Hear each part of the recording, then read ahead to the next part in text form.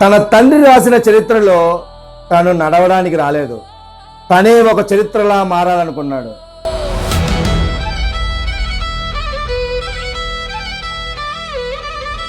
కష్టాన్ని ఇష్టంగా మార్చుకున్నాడు, పోరాటాన్ని ఆయుధంలా చేతపోన్నాడు.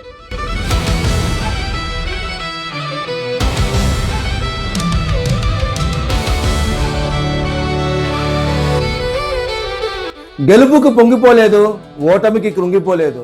తను అనుకున్న లక్ష్యం దిశగా మాత్రమే అడుగులు వేశాడు.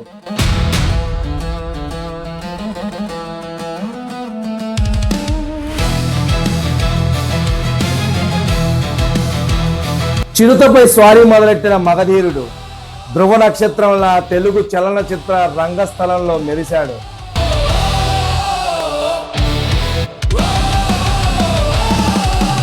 సీతారామరాజులా ప్రపంచ ఖ్యాతిని సొంతం చేసుకున్నాడు. తండ్రికి తగ్గ తనయుడిలా ఉంటూనే తనకంటూ ఒక స్థానం సంపాదించుకున్నాడు.